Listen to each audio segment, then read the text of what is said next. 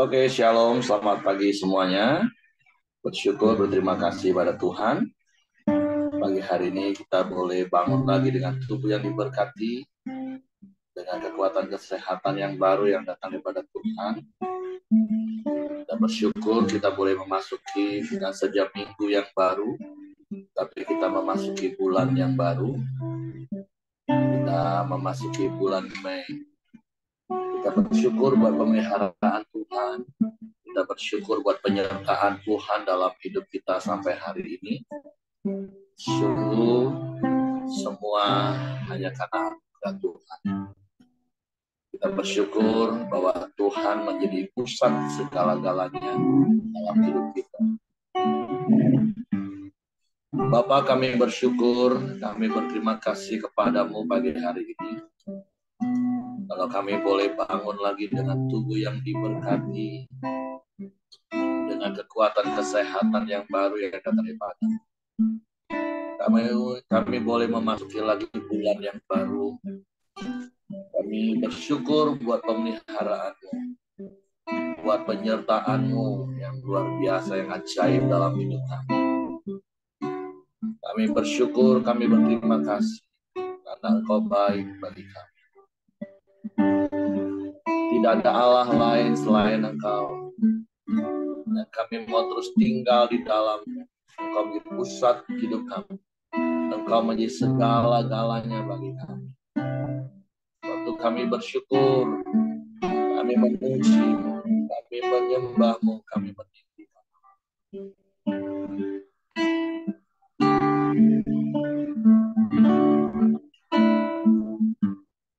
Ku hidup karena anugerah-Mu. Ku hidup karena kasih-Mu.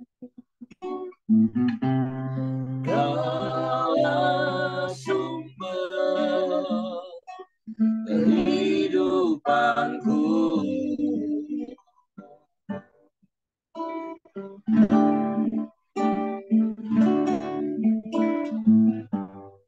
Ku hidup untuk menyembah-Mu. Ku hidup untuk menyenangkan-Mu. Kaulah pusat penyembahanku. Oh, Kau yang layak, Kau yang layak, Kau layak disembah di dalam roh dan kebenaran.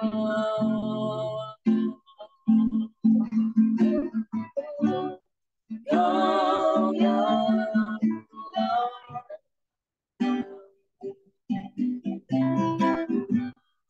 Kau yang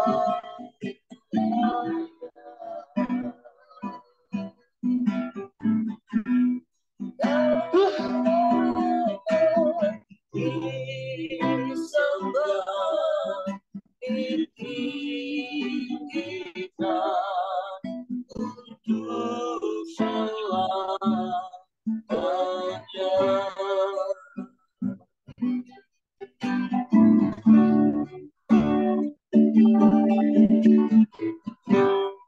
Ku hidup denganmu. Ku hidup karena kasih-Mu. Kaulah sumber kehidupanku.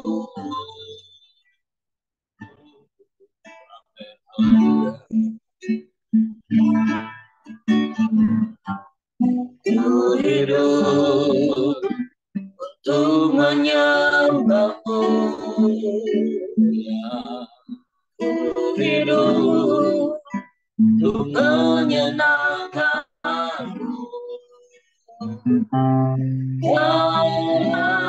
pusat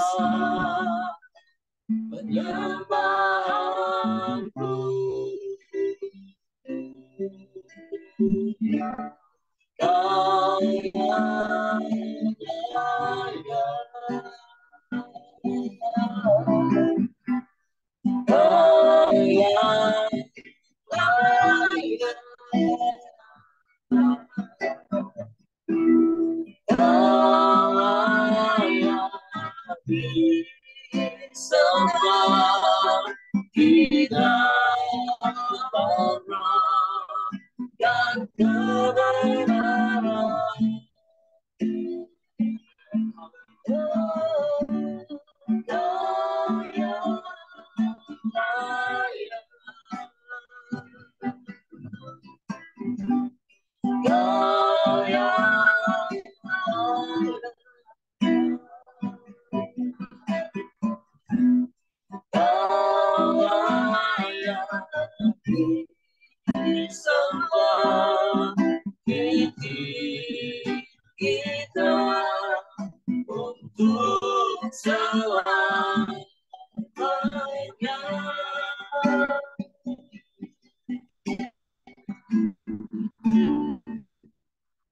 Kau yang layak,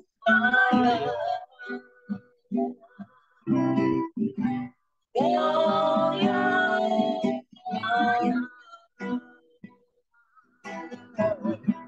kau layak disembah, hidup roh dan kebenaran. Kau yang layak,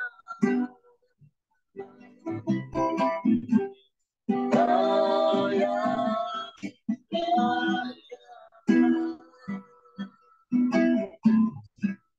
kau layak disembah,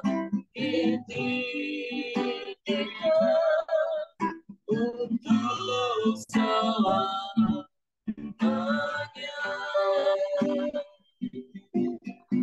Oh ya,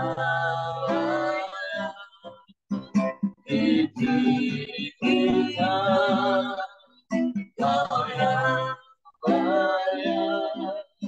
kita, oh ya,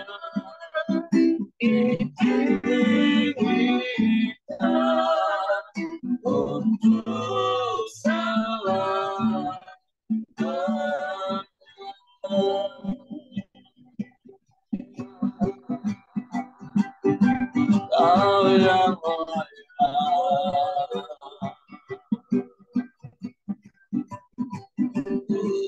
kita,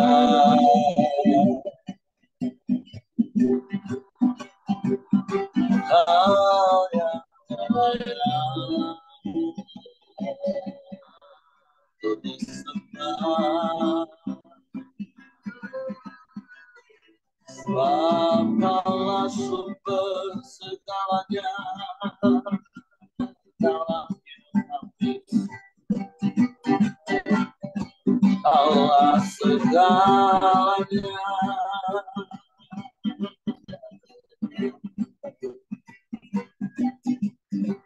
Haleluya.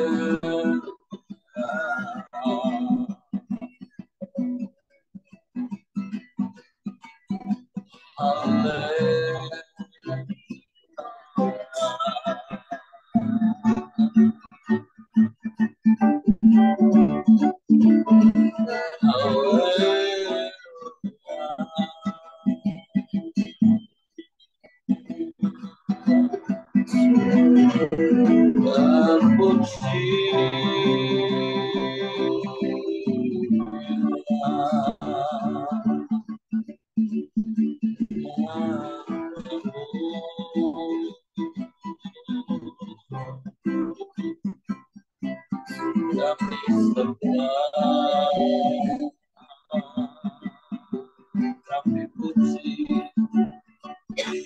Kami tinggikan Engkau, Yesus Tuhan.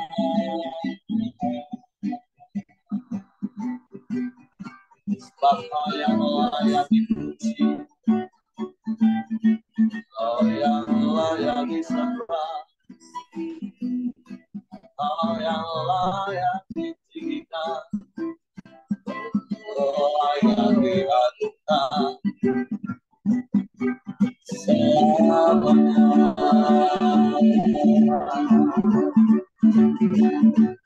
Selamanya.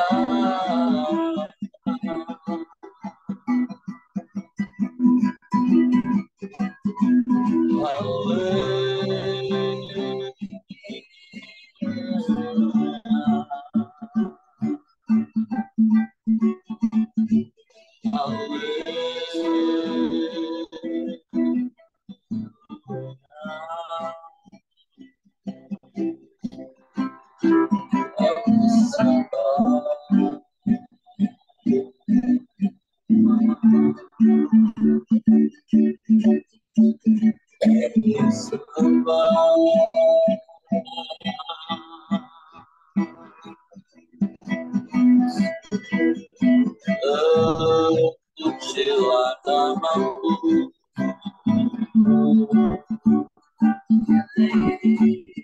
terpujilah namamu.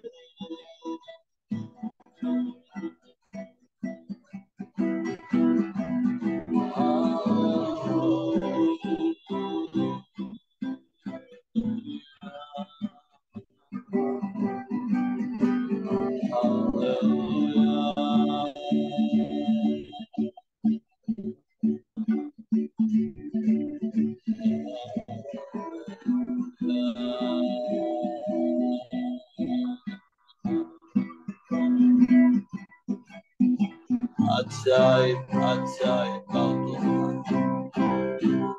Ajaib, ajaib Kau Tuhan. Kau sungguh heran, perbuatanmu besar dan ajaib.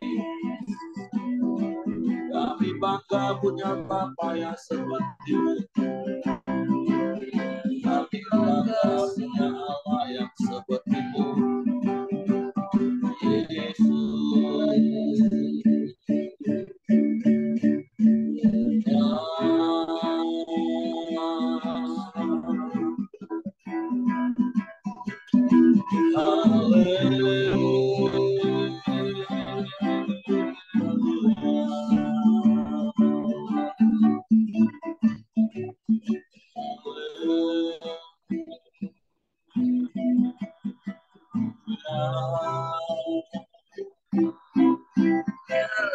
Terpujilah namamu, terpujilah namamu, terpujilah namamu. Kami sembah, kami sembah, kami sembah, kami sembah,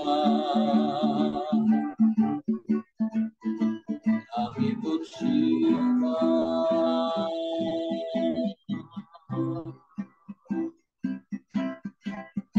Kami muliakan namamu, Yesus Tuhan. Haleluya.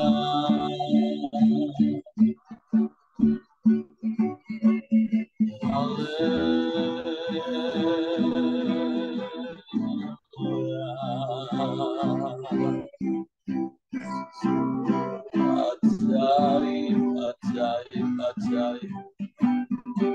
Kekuatan-Mu dalam hidup kami. Ajaib pertolongan-Mu. Tak pernah terlambat pertolongan-Mu bagi kami. Haleluya. Haleluya. Haleluya.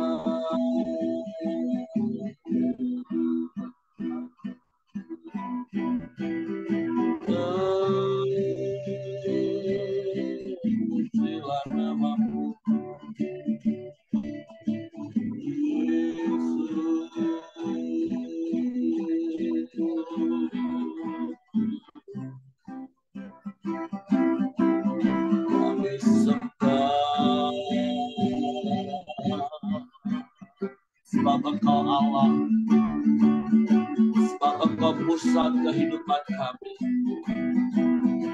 Engkau sumber kehidupan kami. Engkau yang layak dipuji, disembah. Engkau yang layak ditinggikan, diagungkan. Selamanya. Haleluya, haleluya, haleluya.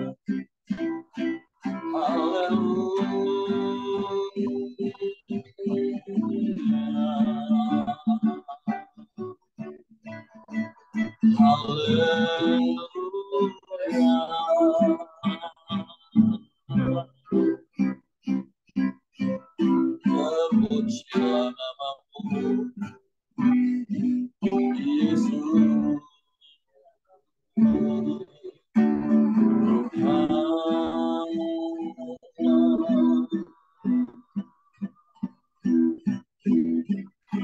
Terima kasih, terima kasih. Engkau baik, sungguh baik, sangat baik, selalu baik, selamanya Engkau baik. Tidak ada yang seperti-Mu Tuhan, tidak ada yang lain, tidak ada yang sama. Hanya Engkau satu-satunya. Kepadamu kami percaya, dan kami mempercayakan seluruh hidup kami. Sekalipun kami tidak tahu apa yang ada di depan kami, tapi kami mau tetap percaya hanya kepadamu. Sebab Engkau Bapa yang setia menyertai hidup kami. Terima kasih Tuhan, terima kasih. Saat ku tak melihat jalan-Mu, saat ku tak mengerti rencana, namun tetap ku pegang janji-Mu. Harapanku hanya padamu. Amin. Saat ku tak melihat, saat ku tak melihat jalan-Mu, saat ku tak mengerti rencana-Mu, namun tetap ku pegang janji-Mu. Yang harapanku hanya padamu. Amin. Hatiku percaya,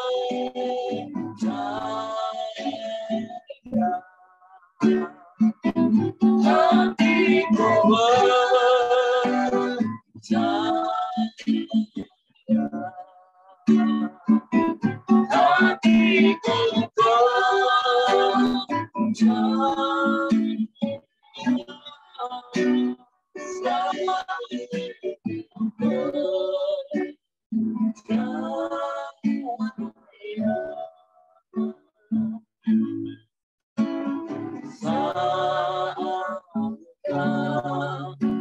melihat jalan-Mu, saat ku mengerti rencana-Mu, aku tetap ku pegang janji-Mu. Dan harapanku hanya padamu. Hatiku percaya,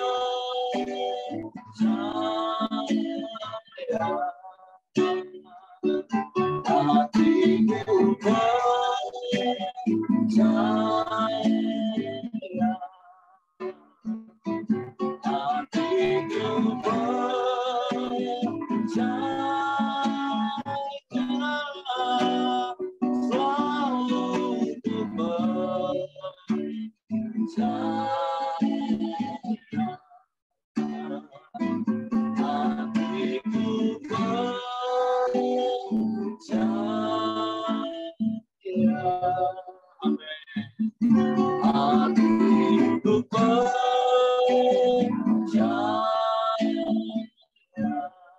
Kami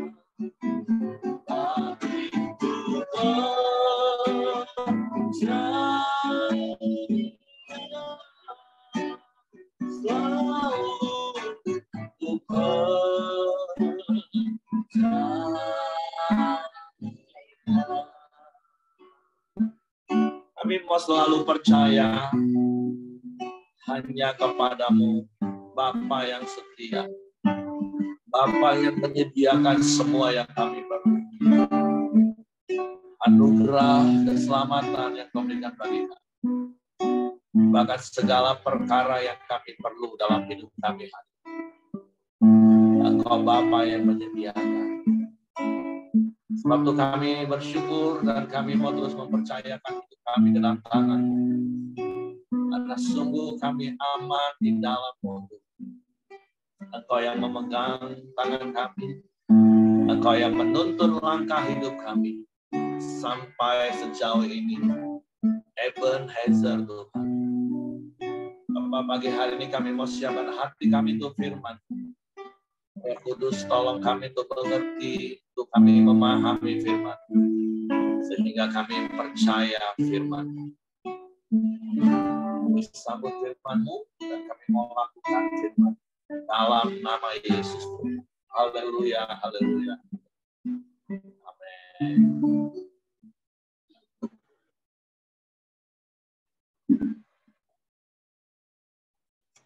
Oke, shalom, selamat pagi Bapak Ibu. Walaupun mungkin disertai dengan suara hujan di belakang saya. Maka suara saya masih cukup bisa didengar Bapak Ibu. Oke, nah bersyukur, berterima kasih kita boleh memasuki bulan yang baru lagi, bulan Mei. Dan hari ini kita memasuki kitab Keluaran pasal yang ke-12.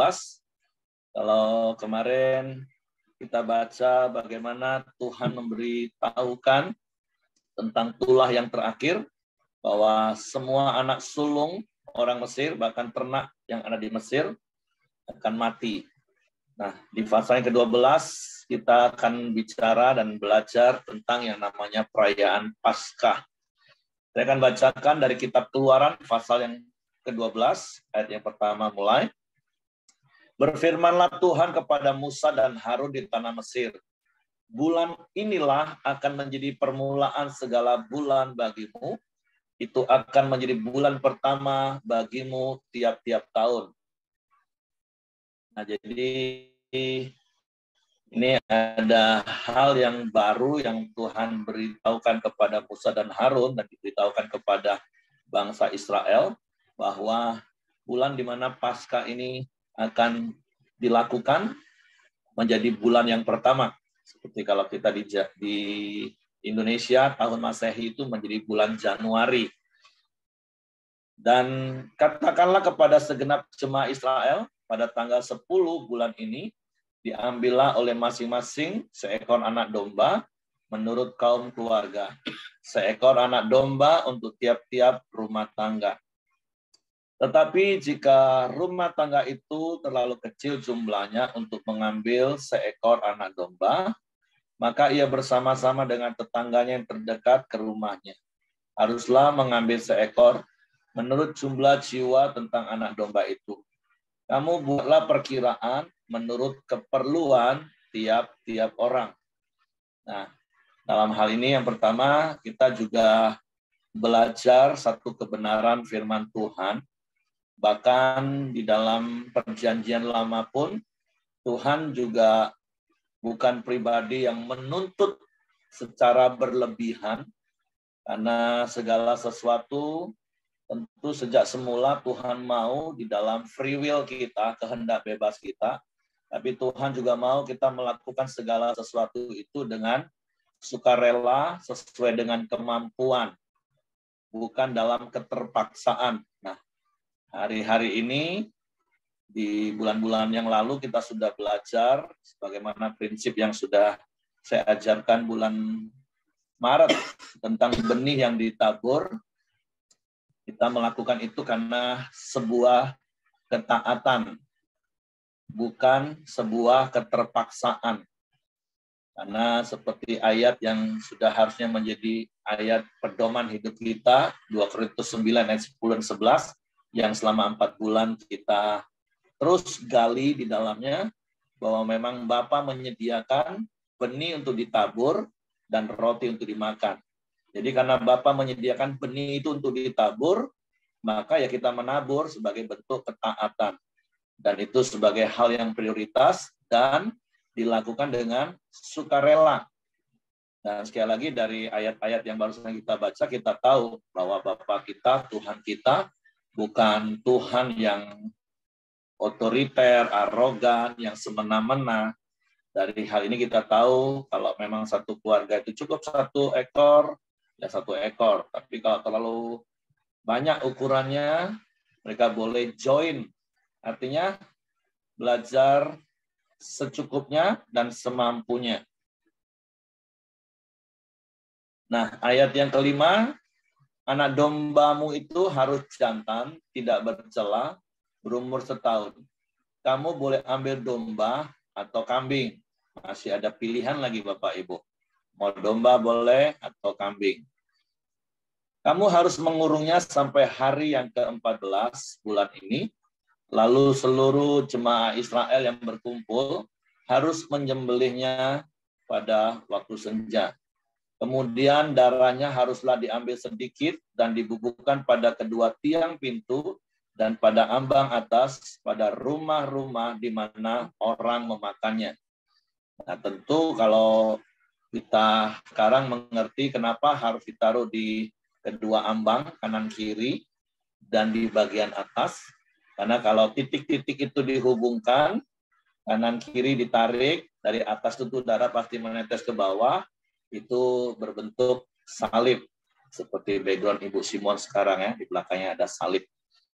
Nah, karena memang Paskah itu bicara tentang sebuah gambaran akan karya terbesar dari Allah, yaitu Yesus yang disalibkan sebagai anak domba Allah, yang darahnya bukan saja akan menyelamatkan bangsa Israel dalam konteks ayat ini, tetapi darah anak domba Allah, darah Yesus, Yohanes 1 ayat 29 katakan, itu menghapus dosa seluruh isi dunia. Kalau di dalam kisah ini nanti kita akan baca, hanya orang-orang yang ada di dalam rumah itu yang selamat. Rumah di mana ada tanda darah, tanda salib itu tadi. Ayat yang ke-8, dagingnya harus dimakan mereka pada malam itu juga. Yang dipanggang mereka harus makan dengan roti yang tidak beragi beserta sayur pahit.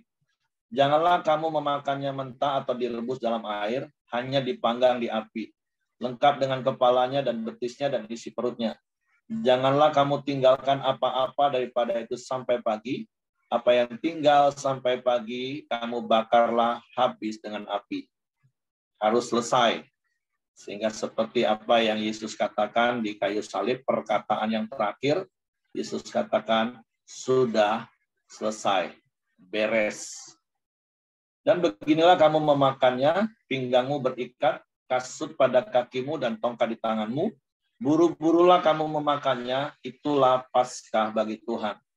Sebab pada malam ini aku akan menjalani tanah Mesir dan semua anak sulung, dari anak manusia sampai anak binatang akan kubunuh, dan kepada semua Allah di Mesir akan kujatuhkan hukuman, akulah Tuhan.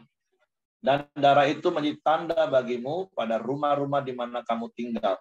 Apabila aku melihat darah itu, maka aku akan lewat daripada kamu. Jadi tidak akan ada tulah kemusnahan di tengah-tengah kamu apabila aku menghukum tanah Mesir. Jadi inilah perjanjian antara Allah dan umat Israel pada waktu itu.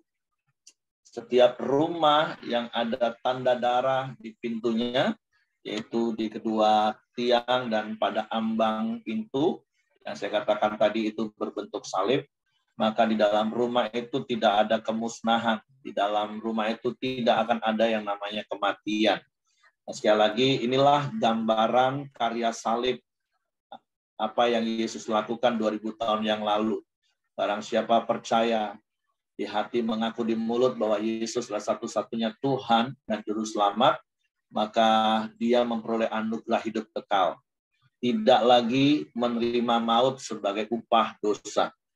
Jadi kita bersyukur, kita berterima kasih pada Tuhan, dan berkali-kali saya harus ingatkan, setiap hari kita harus mengingat karya salib.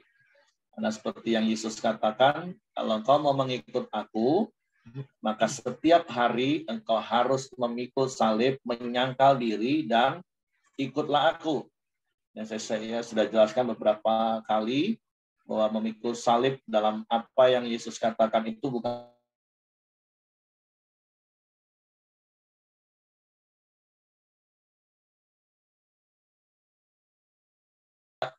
berdosa dijadikan dosa karena kita.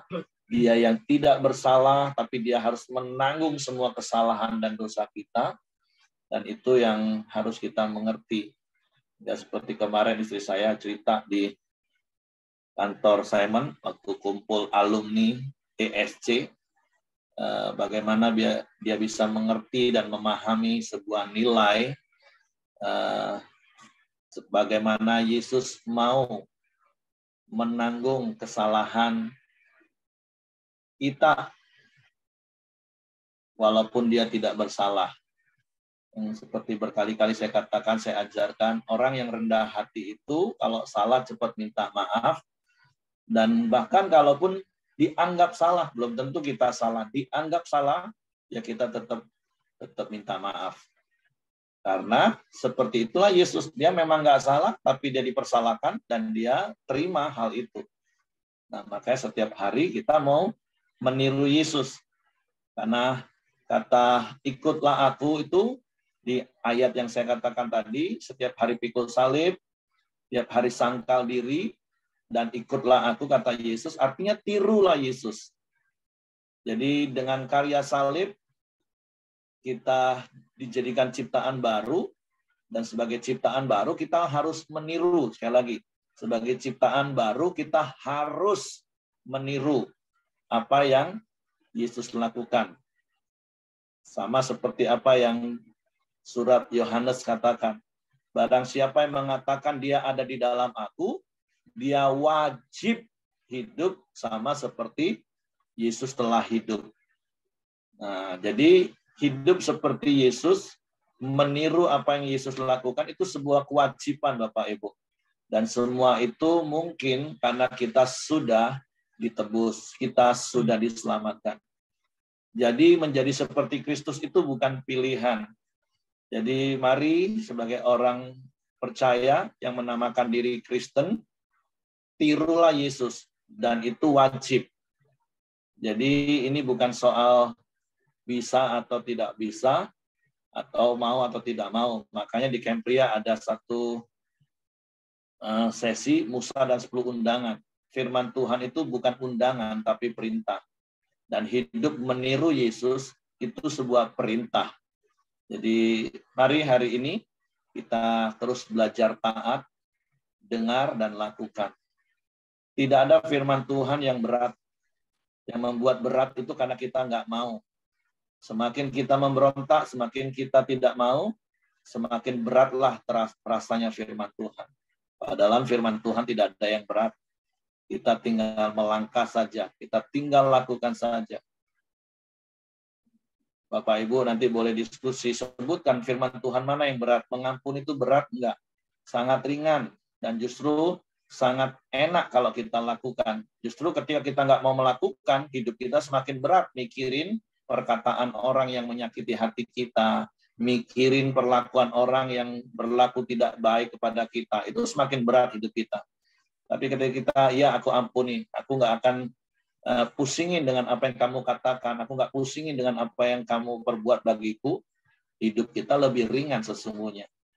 Jadi biarlah karya salib membuat hidup kita menjadi hidup yang baru. Kita tidak tertipu lagi oleh tipu daya iblis. Oke, saya akan bacakan berikutnya. Hari ini akan menjadi hari peringatan bagimu. Kamu harus merayakan sebagai hari raya bagi Tuhan turun-temurun. Kamu harus merayakan sebagai ketetapan untuk selamanya. Kamu makanlah roti yang tidak berakhir 7 hari lamanya. Pada hari pertama pun kamu buanglah segala ragi dari rumahmu. Sebab setiap orang yang memakan sesuatu yang beragi dari hari pertama sampai hari ke-7, orang itu harus dilenyapkan dari antara Israel. Makanya kenapa kita harus bertobat, terus percaya kepada Yesus. Artinya kita membereskan hati kita, membereskan hidup kita, dan darah Yesus meneguhkan. Kamu adakanlah pertemuan yang kudus, baik pada hari yang pertama maupun pada hari yang ke-7. Pada hari-hari itu tidak boleh dilakukan pekerjaan apapun, hanya apa yang perlu dimakan setiap orang, itu sajalah yang boleh kamu sediakan.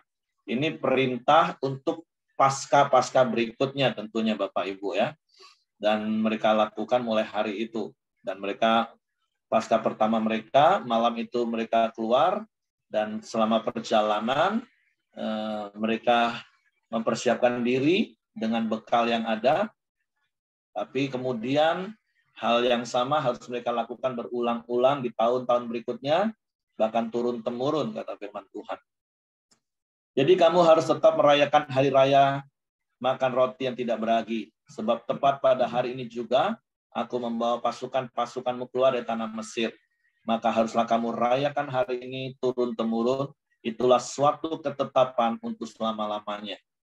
Jadi sama prinsipnya seperti saya katakan tadi. Tuhan mengajar dan mengingatkan bangsa Israel untuk melakukannya terus-menerus, turun-temurun. Ingat Paskah. Nah, begitu juga dengan kita yang saya katakan tadi. Setiap hari kita harus mengingat karya salib. Bahkan bukan cuma kita, juga turun-temurun. Makanya sejak kecil kita harus didik anak-anak kita supaya ketika mereka akhir balik, remaja, mulai mengerti, mereka juga akan datang kepada karya salib itu. Mereka juga menjadi orang yang percaya di mulut, mengaku di hati bahwa Yesus adalah Tuhan dan Juru Selamat. Jadi ini hal yang harus kita ajarkan sebagai orang tua, dan jangan bergantung nunggu gereja yang ajarin. Tapi kita orang tua yang harus ajarin anak-anak kita sejak kecil.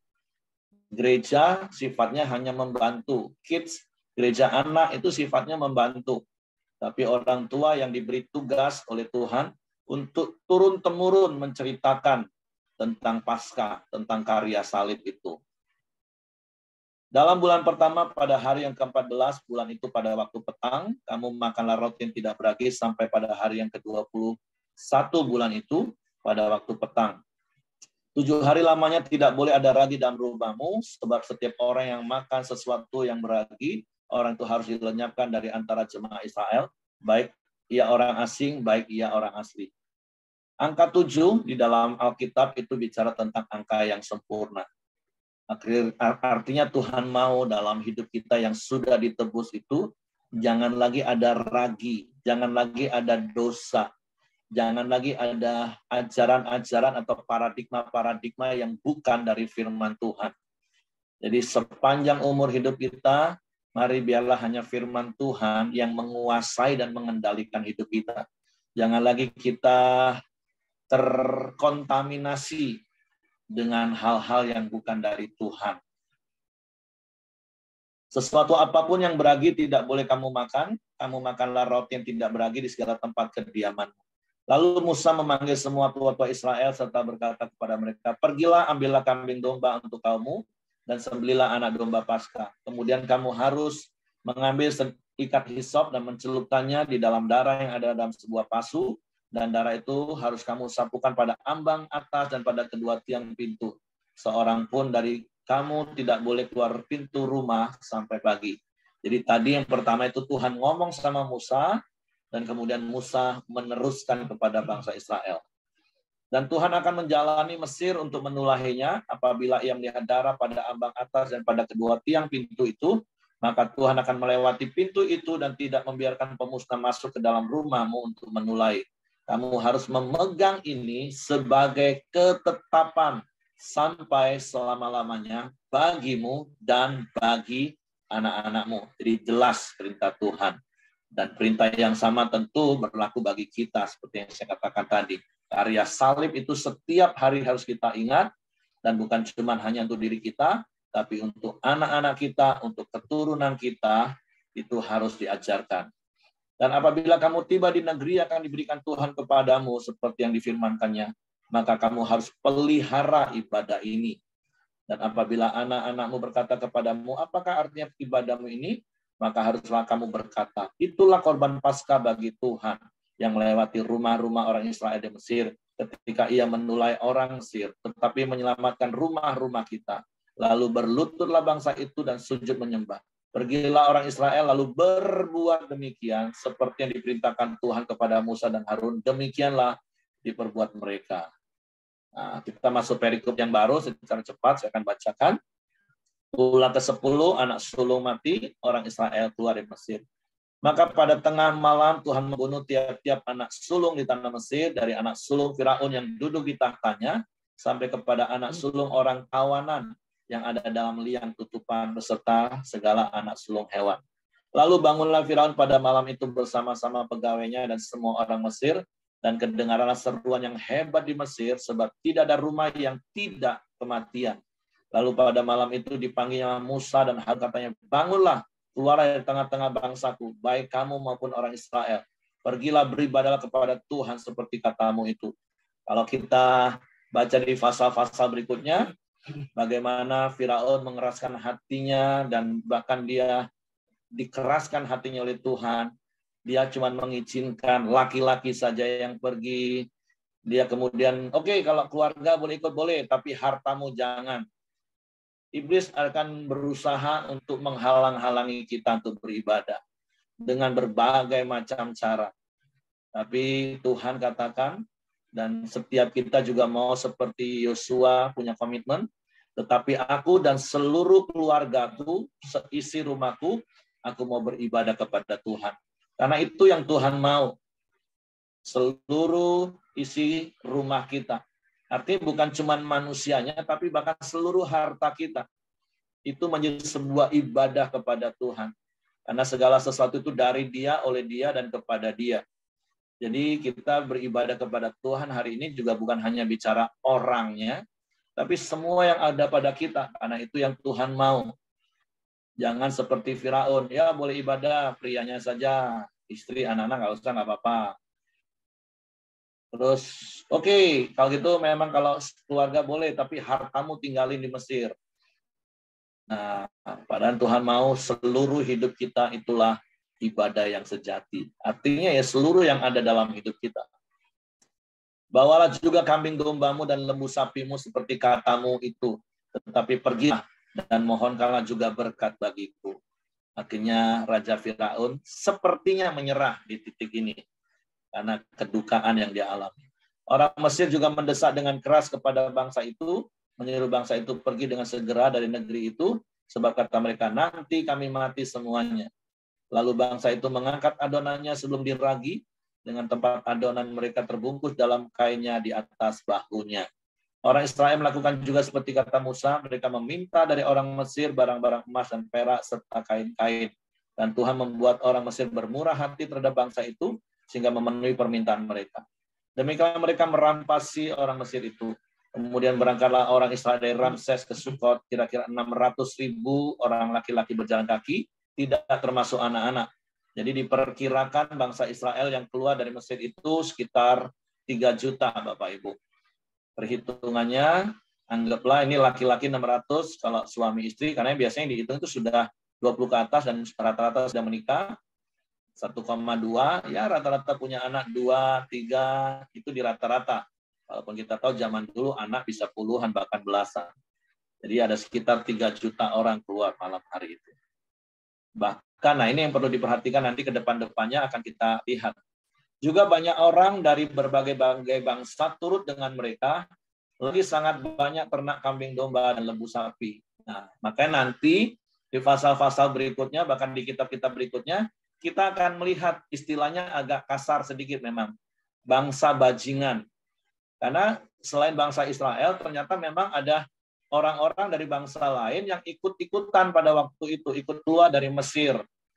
Tapi mereka itulah yang nantinya justru akan menjadi provokator di antara bangsa Israel sehingga mereka bersungut-sungut.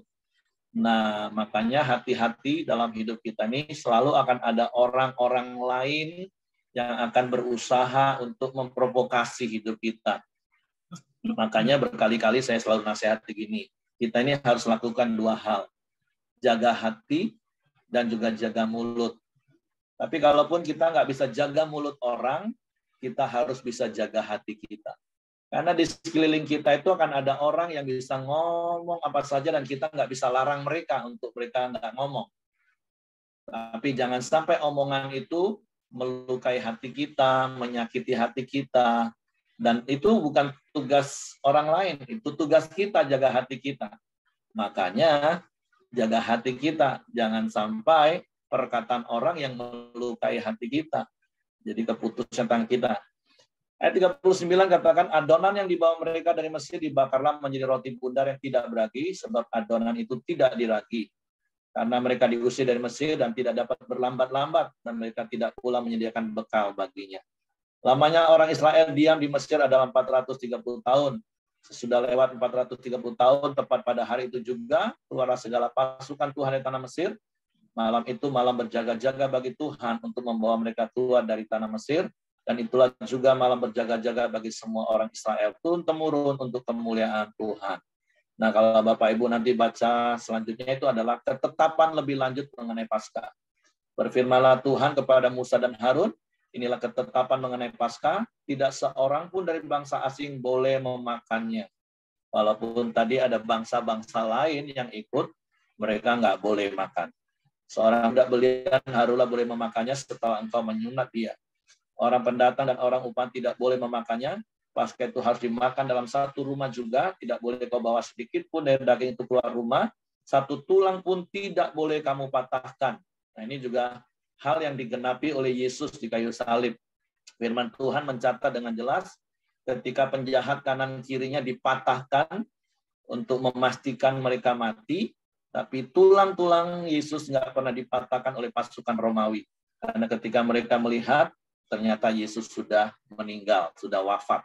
Makanya tidak ada satupun tulang yang dipatahkan. Kalau penjahat kanan kiri dipatahkan. Nah, jadi itu menggenapi gambaran Paskah ini.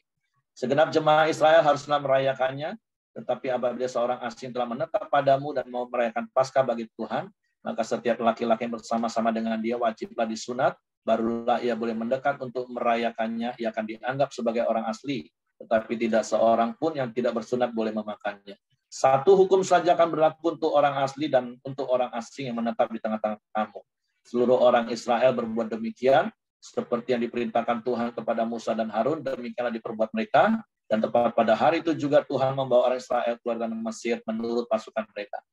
Seperti apa yang kita tahu, akhirnya di Kisah Para Rasul, bahwa keselamatan itu juga bisa datang kepada bangsa-bangsa lain, ketika mereka melakukan hal yang sama, yaitu percaya kepada Yesus dan melakukan seperti apa yang Tuhan perintahkan kepada bangsa Israel. Firman Tuhan, tentu dalam konteks ayat ini sunat, tapi di dalam perjanjian baru yang kita alami, semua bangsa asing, termasuk kita kan bangsa asing sebenarnya, kita bukan bangsa Yahudi, tapi kita bisa menerima karya salib dan kita hidup sama seperti apa yang Tuhan mau, itu taat kepada firman Tuhan.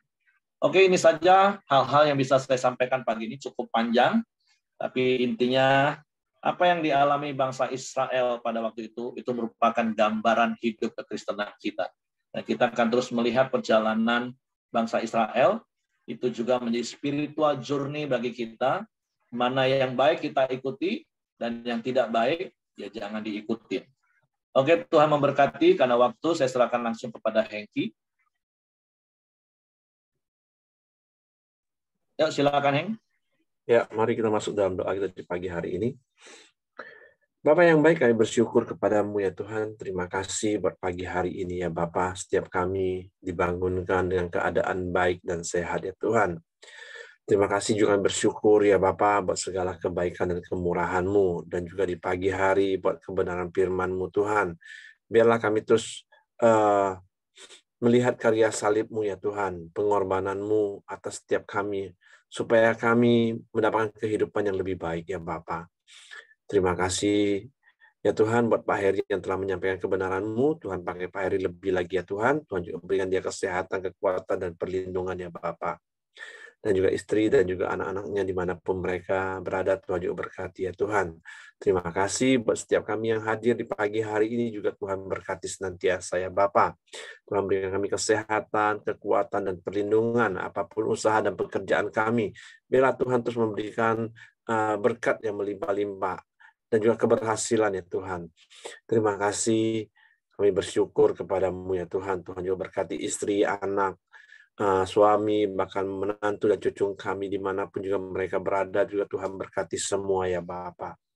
Terima kasih Bapak yang baik, kami serahkan keluarga kami ke bawah tangan kuasa-Mu ya Tuhan. Dan juga di pagi hari ini kami juga terus berdoa buat Ibu Mirianti ya Tuhan, di mana tugas ke Jombang ya Tuhan.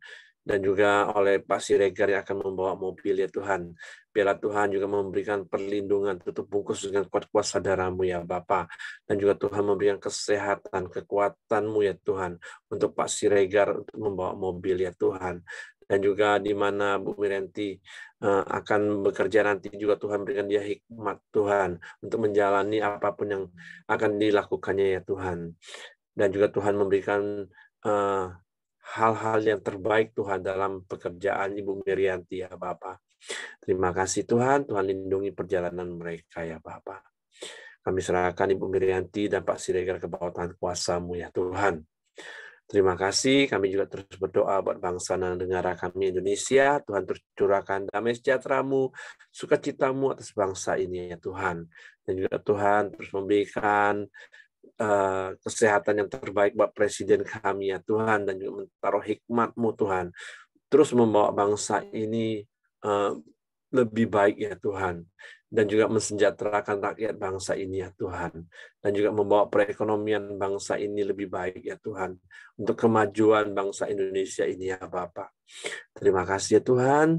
Tuhan berkati presiden kami dan juga menteri yang ada, dan juga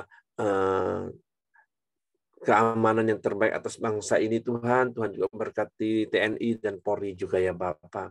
Terima kasih Tuhan, kami serahkan bangsa kami Indonesia dan juga pemerintahan kami yang ada ya Tuhan ke bawah tangan kuasa-Mu ya Bapak. Mari kita masuk dalam doa Bapa kami. Bapa kami yang di surga, dikuduskanlah nama-Mu, datanglah kerajaan-Mu, jadilah kehendak-Mu di bumi seperti di surga. Berikanlah kami pada hari ini makanan kami yang secukupnya, dan ampuni kami akan kesalahan kami, seperti kami juga mengampuni orang yang bersalah kepada kami. Dan janganlah membawa kami ke dalam pencobaan, tetapi lepaskanlah kami daripada yang jahat. Karena Engkau yang mempunyai kerajaan dan kuasa dan kemuliaan sampai selama-lamanya. Amin. Pak Heri, silakan tutup dalam doa. Bapak, kami bersyukur, kami berterima kasih buat pagi hari ini. Kami diingatkan lagi karya salib, karya yang menyelamatkan hidup kami, karya yang menebus hidup kami, dan memberikan hidup yang baru bagi kami. Waktu kami mau terus taat akan firman-Mu, sehingga semakin hari kami boleh semakin serupa dengan Kristus. Bapak, terima kasih buat hari baru yang Kau jadikan bagi kami. Kami serahkan hidup kami, roh, jiwa, tubuh kami ke dalam tangan-Mu. Tutup bungkus kami semua dan kuasa darah Yesus. Malaikat menjaga tempat tinggal kami, menyertai keluar masuk kami sepanjang hari ini dalam seluruh aktivitas kami. Dan kami boleh menikmati kebaikan-kebaikan. Apa saja yang kami lakukan seturut firman-Mu, Engkau Tuhan buat berhasil. Terpujilah nama-Mu, kiranya kasih karunia Bapa, damai sejahtera dari Yesus Kristus, serta pimpinan persekutuan Roh Kudus menyertai kita sekarang mulai hari ini sampai Maranatha, Dia Yesus datang kali yang kedua. Di dalam berkat nama Tuhan Yesus Kristus. Haleluya. Amin. Oke, semangat pagi. Selamat beraktivitas. Tuhan memberkati.